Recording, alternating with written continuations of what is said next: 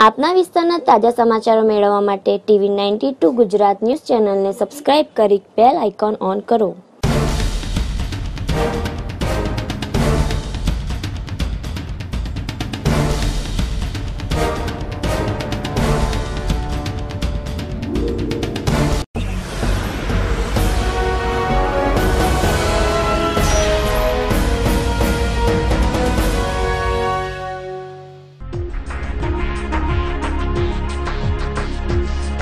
सूरत में RKT market 6 दिवस बंद रहता ₹120 करोड़ वेपार खोरवायो।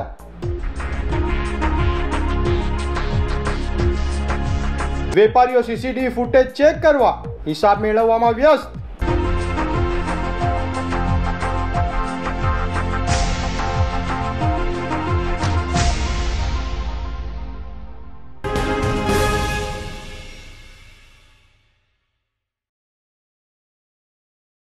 કરોડો રૂપિયાની ચોરી સ્કેમમાં પોલીસની ઢીલી તપાસ તથા માર્કેટ મેનેજમેન્ટની કામગીરી સામે વેપારીઓએ સપ્તાહ સુધી બંધ પાડ્યો હતો।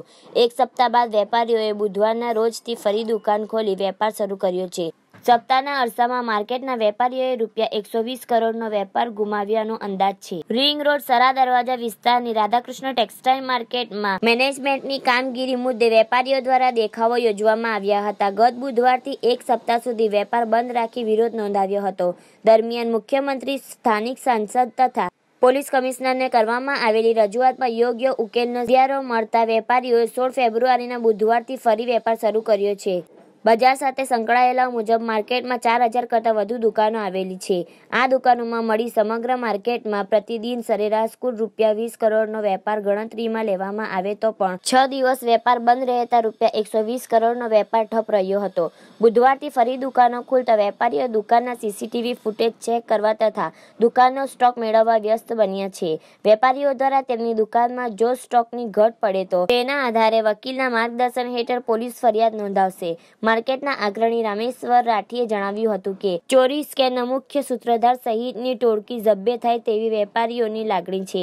મુખ્યમંત્રી તથા પોલીસ કમિશનરને આપેલી ખાતરી બાદ વેપારીઓએ દુકાન ખોલી વેપાર શરૂ કર્યો છે।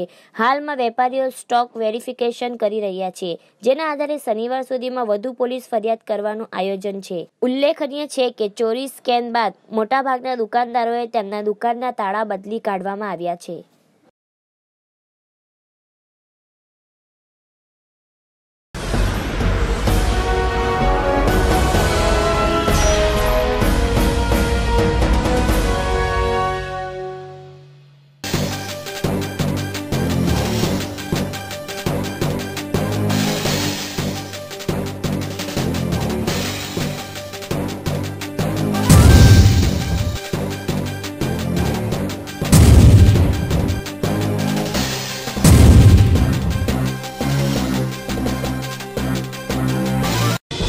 ટીવી 92 ગુજરાતનો આવાજ।